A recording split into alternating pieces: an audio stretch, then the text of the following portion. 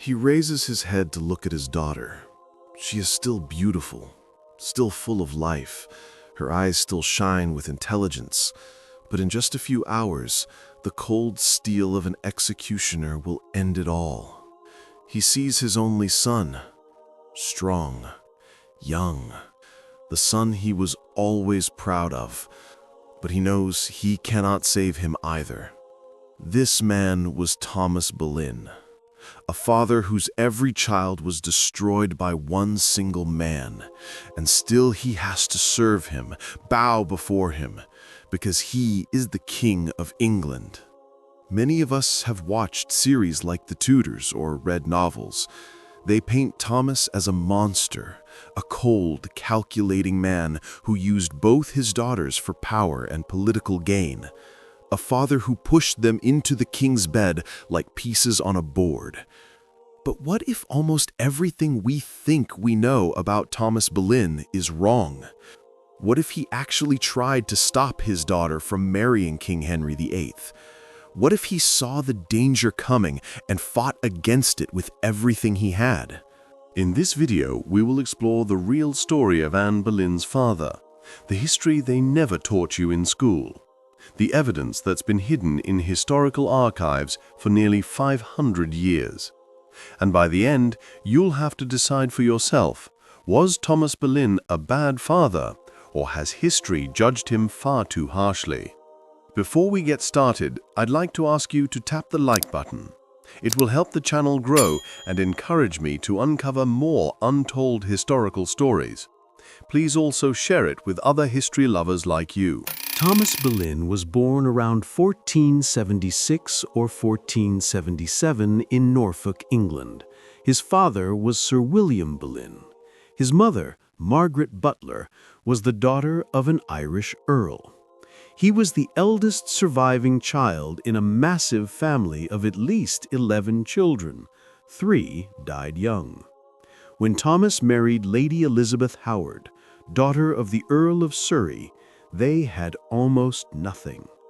In his own words, written much later in 1536, he recalled, "When I married, I had only £50 a year to live on for me and my wife as long as my father lived. £50 a year, that's not much, even by medieval standards. And Elizabeth kept having babies, one every single year. Most of those children didn't survive. We know the names of only 5. Mary, born around 1499, Anne, born around 1500 or 1501, George, born around 1504, then 2 more boys, Henry and Thomas, both of whom died young. We know they existed only because of crosses on their graves in Kent. The Boleyns lived at Blickling Hall initially. Life was tight, money was scarce, but Thomas had something money couldn't buy: ambition. He was well educated. He could read and write, speak French and Latin fluently. He knew how to ride, how to use a sword, and he understood something crucial about Tudor England. Proximity to power was everything. In June 1497, when rebels rose in southern England, Thomas fought for King Henry VII. He stood beside his father. They helped put the rebellion down. This was his first real taste of royal service. He wanted more. When Thomas's father died in October 1505, things began to change. The young family moved to the stunning Hever Castle in Kent. Thomas became an esquire of the body to King Henry VII, a personal attendant to the monarch. When young Henry VIII took the throne in 1509, Thomas was there. He was made a Knight of the Bath at the coronation. Honors came quickly after that. By the early 1510s, Sir Thomas Boleyn had built something solid: land grants, income from the king, a respected place at court. But his real talent lay elsewhere: diplomacy. In 1512, Thomas was sent as ambassador to Margaret of Austria and her father, Emperor Maximilian. He impressed them so much that Margaret agreed to take his daughter Anne into her household. Think about what this meant. Anne would live alongside the future Emperor Charles V. She'd learn court etiquette from one of the most powerful women in Europe. This wasn't just an opportunity, this was extraordinary. This is where we see Thomas's priorities. He wasn't chasing quick power. He was investing in his daughter's education, her future.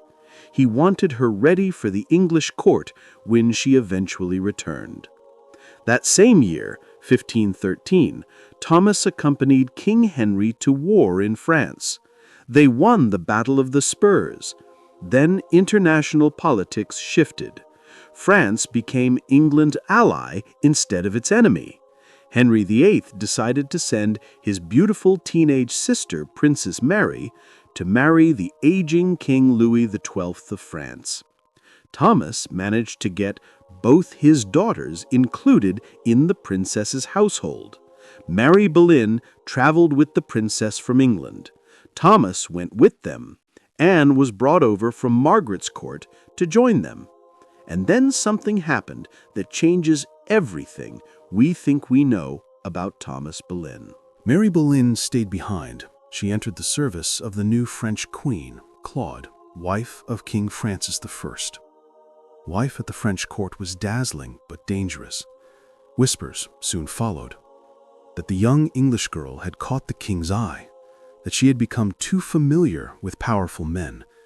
By the time the rumors reached England, Thomas Boleyn knew his daughter's name was in trouble.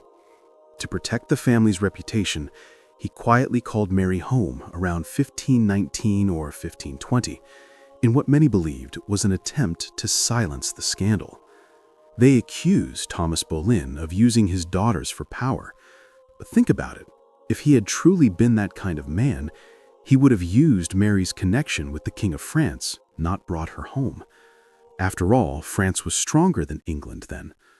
Thomas wasn't chasing power. He was trying to keep what little honor his family had left. Meanwhile, his career kept climbing. When his maternal grandfather, the Earl of Ormond, died in 1515, Thomas immediately claimed the title for himself. There was a problem, though. He was the grandson of the deceased Earl's second daughter. His claim wasn't strong. A distant cousin, Piers Butler, claimed the earldom too. Thomas wouldn't give up. This dispute would drag on for years. But here's what you need to understand about Thomas Boleyn at this point in his life. He was building something, methodically, carefully. He was securing his daughter's futures through education and connections. He was advancing his own career through hard work and competence. He wasn't scheming. He wasn't plotting to throw his daughters into the king's bed. He was doing what any ambitious, intelligent man of his time would do. He was playing by the rules. In February 1516, Thomas Boleyn stood at the baptism of Princess Mary, the daughter of Henry VIII and Catherine of Aragon. He held the canopy over the baby. Think about that for a moment. This was an honor reserved for the king's most trusted men. Thomas Boleyn was holding the future of England in his hands, or so everyone thought. The next year, when Margaret Tudor, Queen of Scotland, visited England, Thomas acted as her carver for 6 weeks. He became Sheriff of Kent in 1517, but his main value remained in foreign policy. He witnessed the Treaty of Universal Peace between France and England in October 1518. He may have been on the Privy Council by then. Within weeks, he was named ambassador to France again. He left in November. His daughter Anne was still living at the French court. The trip kept him out of England for over a year. In spring 1519, Thomas represented Henry VIII as godfather at the baptism of the French king's new son. The baby was named Henry, Duke of Orleans. He would later become King Henry II of France. While in France, Thomas had another job, helping organize the Field of the Cloth of Gold. This was the famous summit meeting between King Henry and King Francis, planned for 1520 in Calais. But Thomas didn't see it through to completion. He was replaced as ambassador in February 1520. He left France in March. Why? We don't know for certain. Maybe he'd been away from home too long. Maybe he wanted to tend to his estates.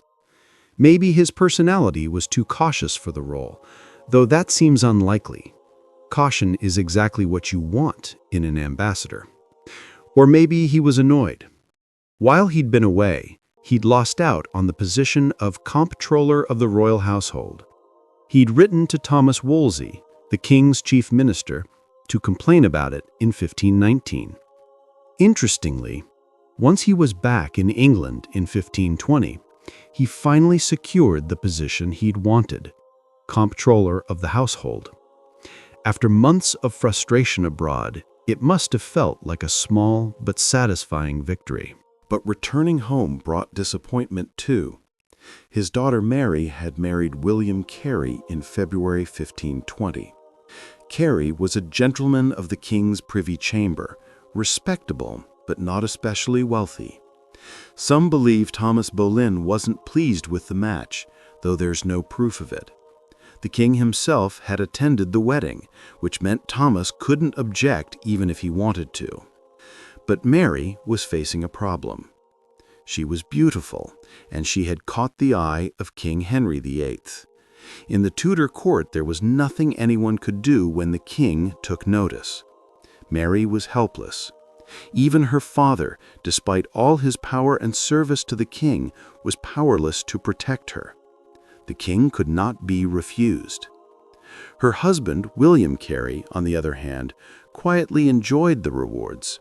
Grants, favors, and royal attention flowed to him, keeping him compliant while Mary remained the king's mistress. Thomas could do nothing but distance himself from Mary, and that is exactly what he did. A surviving letter to Anne Boleyn hints at his disapproval.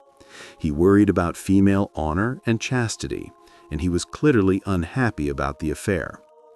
The affair likely began after the marriage in 1520, or maybe in 1522, when the first royal grants to William Carey appeared, the usual sign that a woman had become the king's mistress. Whatever the timing, Mary was no longer the demure, obedient daughter Thomas had raised. He'd given her opportunities, a place in a royal household, education, connections, and she'd thrown it away to become the king's plaything. You can imagine his disappointment, his exasperation. Still, Mary was included on the family trip to the Field of the Cloth of Gold in May 1520. Thomas went in his role as a diplomat. His wife and Mary were in Queen Catherine's household. Anne was already in France with Queen Claude. Young George was presumably there too. The famous summit began on June 7th and ended on the 23rd. Thomas returned home, and almost immediately he had to deal with a marriage proposal for his other daughter. This takes us back to that dispute over the Ormond earldom. Thomas's brother-in-law, the Earl of Surrey, had an idea: marry Anne to Piers Butler's son and heir, James Butler. This would combine the two claims to the title and solve the whole problem. Thomas didn't seem to like the plan. If it had gone through, it would have stopped him from claiming the earldom for himself. Cardinal Wolsey pursued it as late as January 1522, but in the end it came to nothing. Still, this may explain why Anne was brought back to England at the end of 1521. She was placed in Queen Catherine of Aragon's household. Around the same time, late 1521 or 1522, Thomas finally received the promotion he had been chasing for years: treasurer of the household. It was also around this time that Mary Boleyn Carey likely became the king's mistress, possibly the mother of one or two of his children, though that theory is heavily debated. Thomas continued his diplomatic work. He went to France with Wolsey in August 1522. They were supposedly negotiating peace between Spain and France. In reality, England was working with Emperor Charles V against the French. Thomas stayed in France until the end of November. Then came a mission to Spain that nearly killed him. The ship he was on ran aground near Falmouth. Some of his traveling companions drowned. When they set out again, 6 Breton ships attacked them. They narrowly escaped with their lives. They finally made it to Spain on October 11, 1522. He wouldn't return home until June 1523. Let's pause here, because we need to understand who Thomas Boleyn actually was. He was clearly intelligent. He had a strong work ethic. Yes, he inherited money and property, but he was also prepared to work hard to get more. You could call him a nepo baby, if you want, though really, that described most of the aristocracy. His ambitions weren't limited to what he could earn. That shaky claim to the Ormond earldom proves it. He wanted that title desperately, even though his right to it was questionable at best. He wasn't afraid to advocate for himself either. Remember, he'd written to Cardinal Wolsey to complain about being overlooked for the comptroller position. He had reminded Wolsey that King Henry had promised him the job back in 1515. That takes courage. As an ambassador, Thomas was genuinely competent. Henry VIII kept giving him important positions for many years. That tells you something. King Francis I told Henry VIII that Thomas's conduct was excellent, that he acted with all possible honor. Louise of Savoy, Francis's mother, wrote glowing things about him when he left France. Thomas could gain people's confidence. He had linguistic talents. He knew how to navigate delicate situations. But his brother-in-law, the Duke of Norfolk, once described him as timid and not warlike. Those aren't the traits you'd associate with a ruthless schemer willing to sacrifice his daughters for power. By 1523, Thomas was made a Knight of the Garter. In 1525, directly after the king's illegitimate son was made Duke of Richmond and Somerset, Thomas was raised to Viscount Rochford. Several other men were made peers at the same ceremony. Was this because his daughter Mary was the king's mistress? Or was it a reward for his own 25 years of hard work for the Tudors? Henry VIII wasn't known for greatly rewarding his mistresses' families. The timing also comes too early to be connected with Anne. Her relationship with the king wouldn't begin until the following year, 1526. Thomas was already successful, already wealthy, already a viscount. He didn't need to pimp out his daughters to get ahead. By 1526, King Henry had given up hope of getting a son from Catherine of Aragon. His passion for her had cooled. He'd already had an affair with one Boleyn sister. Now his attention turned to the other. Anne had been working in the royal household for about 4 years by this point. Watch something like The Tudors or The Other Boleyn Girl, and you'd think Thomas engineered the whole thing, that he pushed both daughters into the king's bed in a calculated attempt to gain power. But the evidence tells a completely different story. The crucial evidence comes from letters written in 1533 by Eustace Chapuys, the imperial ambassador to Emperor Charles V of Spain. These were written after Anne had already married Henry, after she was pregnant with the future Elizabeth I. According to Chapuys's source, who was Thomas's own brother-in-law, the Duke of Norfolk, Thomas had initially opposed the match. Norfolk said in May 1533 that he himself had not promoted the marriage, that he had always dissuaded it. He said that if it hadn't been for him and Anne's father, the marriage would have been done secretly a year earlier.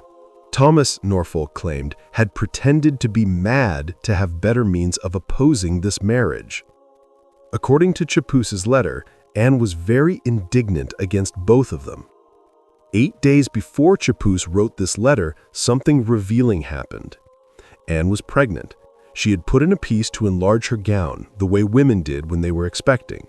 Her father told her she ought to take it away, that she ought to thank God to find herself in such a condition. Anne snapped back, right in front of witnesses, Norfolk, Suffolk, and the treasurer of the household. She said she was in better condition than Thomas would have desired. Let that sink in. Anne knew her father hadn't wanted this. Even after she'd become queen, even while carrying the king's child, she was angry at him for initially opposing the marriage. Why would Thomas have opposed it? Maybe conscience. This violated biblical rules, a married king pursuing his daughter. Or maybe distress. He was watching two daughters be ruined by the same man. Maybe worry. He knew Henry well after many years of service. He knew the king was fickle, always cheating on his wife, always discarding the objects of his affection shortly afterwards. Where would it all end? Nobody in 1526 could have predicted what would happen next, that Henry would break with the Catholic Church, or that he would marry an Englishwoman instead of seeking another foreign alliance. The popular image of a scheming father trading his daughters doesn't fit the facts. Thomas Boleyn was described as timid and cautious, hardly the type to risk everything for ambition. And of course, Thomas couldn't actually stop the relationship once Henry's heart was set on Anne. At first, Thomas tried to stop Anne from getting involved with the king, but when he saw her determination to marry Henry, not become his mistress, and realized the king truly wanted her as his wife, he gave in. Between 1527 and 1533, he gained much from the match and took active steps to support the marriage. At the trial examining Catherine of Aragon's marriage in 1529, Thomas gave testimony. He said he'd been present at Prince Arthur and Catherine's wedding in 1501. He claimed he'd been there the next morning to hear Arthur boast about consummating the marriage. Whether Thomas spoke the truth or simply echoed what the king wanted to hear is hard to say. Several others gave similar statements, though their memories came from events nearly 30 years past. Some historians think Thomas was being honest. Arthur's words were widely repeated at the time, while others believe he tailored his account to stay in Henry's favor. Either way, his testimony helped strengthen the king's case for annulment. Catherine, however, never changed her story. Catherine always denied that she and Arthur had slept together. That same year, 1529, Thomas obtained his long-held desire. He became Earl of Ormond. He was also made Earl of Wiltshire at the same time, giving him an English title too. From then on, he'd be called Wiltshire.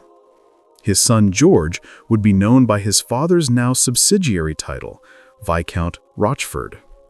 The Boleyns seemed to be rising fast, except for Mary. Her husband, William Carey, died of sweating sickness in June 1528. Thomas and Anne had both been ill with it too, staying at Hever to recover. By this point, Thomas had apparently fallen out with Mary completely. King Henry VIII had to order Thomas to support his widowed daughter. She was destitute. This shows a genuinely unattractive streak in Thomas's character. Why was their relationship so broken? Perhaps Thomas remained furious at her life choices, who she'd gone to bed with, who she'd married. At the same time Anne was rising, Cardinal Wolsey was falling from power. He'd proven unable to get Henry's marriage to Catherine annulled by the Pope. As early as 1527, Thomas was constantly in attendance on the king. He usually ate with Henry, Norfolk, and the Duke of Suffolk. Though he'd previously worked with Wolsey, their relationship soured quickly as the annulment issue dragged on. Wolsey even scolded Thomas during the 1529 trial. He warned him that ditching Catherine with papal approval and marrying Anne was a fantasy, that Boleyn and the others would get small thanks either of God or of the world. He was right. But Thomas didn't enjoy being dressed down like that. It seems he was a man who didn't take kindly to humiliation. It's hardly surprising that he assisted in Wolsey's downfall after the divorce trial failed. He helped assemble parliamentary charges against Wolsey once the cardinal had lost the king's favor. And when Wolsey died in 1530, Thomas went further. He arranged a farce for the French ambassador, a play mocking Wolsey's downfall and showing him dragged into hell. The ambassador didn't appreciate the display. It revealed another side of Thomas, a man who could be charming and diplomatic one moment and coldly vindictive the next. But Thomas didn't realize he was setting a precedent. He was showing the court how easily a powerful man could fall, how quickly former allies would turn on you. And there was someone watching, someone learning, someone who would one day use these same tactics against Thomas himself. Thomas Cromwell. The 1530s began with another diplomatic mission for Thomas. Between January and August 1530, he traveled to Italy, Germany, and France. The goal was to assess support for the annulment from Emperor Charles V, the Pope, and King Francis I. Support for Thomas was weak. Emperor Charles V, Queen Catherine's nephew, had great influence over the Pope. Their meeting didn't go well. According to John Fox, who wrote the Book of Martyrs decades later, Thomas offended the Pope by refusing to kiss his toe, which was the traditional gesture of obedience and respect at the time. Whether that story is true or not, Thomas's attitude toward the papacy was definitely changing. Anne was becoming more evangelical in her religious views, not quite Protestant as we understand it, but a forerunner. Thomas's views shifted too. He became more outspoken against Spanish and papal power the longer they blocked his daughter and his king's plans. Chapuys recorded a conversation with Wiltshire in October 1530. The Earl spoke so roughly about the Pope that Chapuys excused himself from the conversation. He later called Thomas and Anne more Lutherans than Luther himself. That probably wasn't accurate. Thomas didn't like papal power, but like Henry, he remained essentially Catholic otherwise. There are several instances of him trying to protect priests accused of wrongdoing, even when it put him at odds with Anne and the king. Over the next few years, despite his apparent earlier misgivings, Thomas outwardly promoted Anne's match with Henry. In 1531, he went with other counselors to see Queen Catherine. They tried to persuade her to bend to the king's wishes. He swapped New Year's gifts with Henry, spent time with the king for both work and play. They gambled together quite a bit. He continued his government work. He was appointed Lord Privy Seal, appointed to commissions of peace for dozens of counties, negotiated a treaty with France in June 1532. That September, he watched Anne being made Marquessess of Pembroke in her own right. A month later, he joined Anne and Henry on their trip to France to meet King Francis. The visit lasted 5 weeks. It felt like the moment they'd all been waiting for was finally close. Henry and Anne married in secret. The exact date isn't known for certain. Most historians say January 25th, 1533. Anne was already pregnant with Elizabeth. Thomas was present for the ceremony, according to Chapuys. So were Anne's mother and brother. Rumors circulated for weeks. The marriage became officially public at Easter. Wiltshire was one of its strongest supporters by that stage, despite the spats he had with Anne that May, despite her complaints that he hadn't always favored it. The Earl escorted his daughter at her coronation that June. In September, he attended the christening of his new granddaughter, Princess Elizabeth. By the end of the year, Anne was pregnant again. Surely a boy at this time. Mary Boleyn was back at court for New Year's celebrations, presumably getting along better with the family. Despite the disappointment of Elizabeth's gender, everything looked rosy. But hope is a fragile thing in Tudor England. Anne lost the baby in the summer of 1534. Mary contracted a second marriage that same year, to another unsuitable man, Sir William Stafford. The marriage only came to light when Mary's pregnancy became obvious. Thomas disowned her. Yet Henry still relied on him, sending him on delicate missions. He was twice sent to Princess Mary, who was in the care of his sister Alice, to try to convince her that her parents' marriage was illegal. Twice, he failed. In 1535, Wiltshire was involved in the examinations and trials of John Fisher, Bishop of Rochester, and Sir Thomas More. Both were condemned for refusing to recognize Henry as head of the church instead of the Pope. Both were executed. Thomas spent more time at Hever Castle than at court after that. He was in his late 50s by then. In January 1536, Queen Catherine died. Thomas reportedly greeted the news with glee, even saying it was a shame Princess Mary hadn't died as well. It was cruel, selfish, and deeply wrong.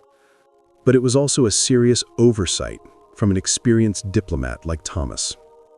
With Catherine dead, Anne could now be cast aside without Henry having to go back to wife number 1. When Anne miscarried a boy at the end of January, and Henry's eye caught on Jane Seymour, that's exactly what happened. Thomas probably couldn't have imagined how bad things would get. At first, despite the miscarriage, everything seemed fine. Thomas and George continued to receive royal favor. They were reconfirmed in land grants. As late as April 23, Thomas was gifted the rents and property from the bishopric of Norwich. That same day, he attended a meeting of the Order of the Garter. 4 weeks later, his world collapsed. May 2nd, 1536. Anne was arrested, accused of treason and adultery with 5 men, including her own brother George. They were all sent to the Tower of London. Who orchestrated it all? Who built the case? Who gathered the evidence? Thomas Cromwell. The same man who'd once worked alongside Thomas Boleyn, who'd risen through Wolsey's household, then survived his master's fall, who'd learned from watching men like Boleyn and Norfolk tear down their enemies. Now, Cromwell was Henry VIII's right hand, the king's chief minister. And Anne Boleyn, difficult, argumentative, too outspoken, had made an enemy of him. Show trials followed. All the accused were condemned to death. May 17th, George and the other 4 men were executed on Tower Hill. May 19th, Anne was executed within the tower's walls, buried beside her brother in the chapel of St. Peter ad Vincula. Thomas, an experienced and seasoned diplomat who had navigated the treacherous courts of kings and emperors, had no time to act. Everything happened too fast. In one catastrophic sweep, he lost 2 of his 3 children. His influence, his standing as the king's father-in-law, even his carefully built position at court, everything crumbled. He was powerless, helpless to stop the tragedy unfolding before him. Henry ensured the annulment of the marriage, even though it made no logical sense. How could Anne commit adultery if she'd never been his wife? Thomas never saw his doomed children during their imprisonment, and as far as we know, he did not write to them. He was not present at the trials of Anne and George. Nor was he on the jury. He was forced to serve on the commission judging the 4 men accused alongside Anne, including his son George. Norfolk, Suffolk, and Thomas Cromwell were also part of the commission, and they condemned the 4 commoners accused with his children. He did not participate in the jury that found Anne and George guilty. His absence is often interpreted as an attempt to protect the rest of his family. Despite the tragedy, he continued to serve King Henry VIII until his death. Chapuys wrote that on the day of Anne's death, the Earl of Wiltshire was just as ready to assist at the judgment as he had done at the condemnation of the other 4. We don't know Chapuys' source. We don't know if it was true. I find it hard to believe Thomas wanted to help judicially murder his own children, though Anne's uncle, Norfolk, was present and condemned her. If Thomas did say he was willing, maybe it was self-preservation. Thomas learned from Wolsey's fall. Don't fight when the king has already decided. Knowing his children were doomed, Thomas saw that nothing could be gained by openly siding with them. Perhaps it was prudence or desperation to save the rest of his family. Rumors swirled that he and his wife had been imprisoned too, but these were all lies. In the chaos, his priority was survival for those who still remained. And they weren't done yet. Thomas had to resign as Lord Privy Seal. Who got the position? Thomas Cromwell. The man who destroyed his family now took his job. In February 1538, nearly 2 years after Anne and George's deaths, the Ormond earldom was taken from Thomas. The title he'd fought for since 1515, the inheritance he'd claimed as his grandfather's heir. 23 years of fighting for it. Gone. Given back to Piers Butler. Who arranged that? Who advised the king to strip Thomas Boleyn of his Irish title? We don't know for certain, but Cromwell was the one managing these affairs. Thomas remained Earl of Wiltshire, but it was a devastating blow. We have no records of his thoughts. None of his private letters survived, but think about what he'd lost. Anne, the daughter he'd invested everything in. He'd negotiated, planned, and worked tirelessly to give her opportunities most girls could only dream of. And George, his son, his heir. In Tudor England, where kings killed wives desperate for sons, imagine what it meant to have a grown, healthy, intelligent son. A young man who could carry the Boleyn name forward, who made his father proud simply by existing. Thomas had poured his love into them both, not in grand declarations, men of his time didn't speak that way, but in actions, in the education he provided. If he really did warn Anne and the king away from their marriage plans in the early days, he'd been proved correct in the most tragic way. But when it became clear there was no stopping them, what did he do? He traveled across Europe, endured slights from Emperor Charles V, swallowed his pride again and again, all to help his daughter get what she wanted, even though he knew it might destroy her. And it did. Now he was left with Mary, the daughter who'd broken his heart in different ways, the one he'd pushed away when she made choices he couldn't accept. Thomas returned to that Hever Castle, the place where his children had grown up. And the cruelest part? Henry VIII and Cromwell kept squeezing him. Throughout 1536 and 1537, Cromwell and Henry continued to demand money from Thomas, rents, subsidies, every penny they could extract from a broken man. At the start of July 1536, just 6 weeks after losing Anne and George, Thomas was ordered to provide money to support his widowed daughter-in-law, Jane Parker Boleyn. He said he agreed only because the king demanded it. His financial situation was much decayed. Decayed. What a word. It described everything now. His finances, his family, his future. But perhaps there was more to his coldness toward Jane. Perhaps every time he looked at her, it was simply too painful for him. In October 1537, Thomas was summoned to Hampton Court Palace for the baptism of Prince Edward, the son Henry had wanted so desperately, born to Jane Seymour. 4-year-old Elizabeth was there too. Thomas watched her throughout the ceremony. How could he not? She had Anne's dark eyes. Anne's intelligence is already showing in that small face. This was the last time he would ever see his granddaughter.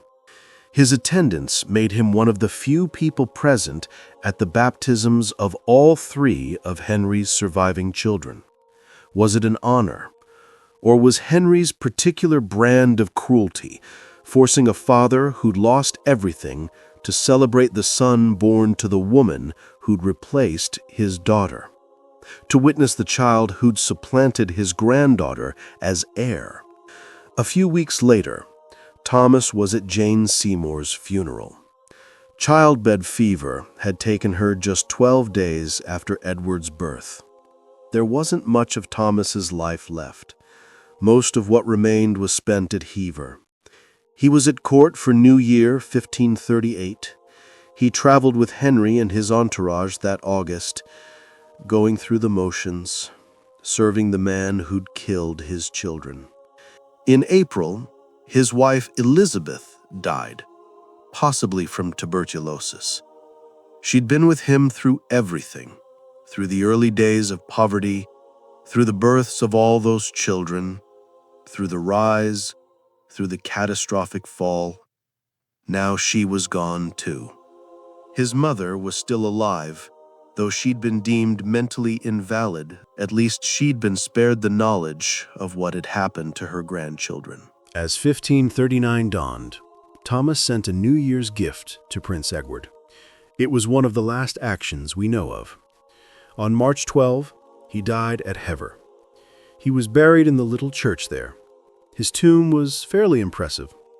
He was about 62 years old. King Henry paid for masses to be said for his former father-in-law's soul. Thomas left 400 marks a year to his mother, comparatively little to his daughter Mary, though she inherited much from her grandmother within the year. She died very wealthy in 1543. The rest of his estates were left to his granddaughter, Elizabeth, the last thread of his family's future. With no male heir, the lands inherited from his father went to his brother, James. Jane Parker Boleyn kept Blickling until her own death in 1542. Hever Castle was bought by the crown. It would later be given to Henry VIII's fourth wife, Anne of Cleves. Thomas Boleyn's story is one of triumph and tragedy. Through his own hard work, he rose through the ranks at Henry VIII's court. He acquired titles, money, respect. If Henry had never met Anne, Thomas would probably be remembered as a successful courtier and ambassador, a man who lived a life of service to the crown, well-educated, well-traveled, with some family problems involving his wayward daughter Mary, but little else.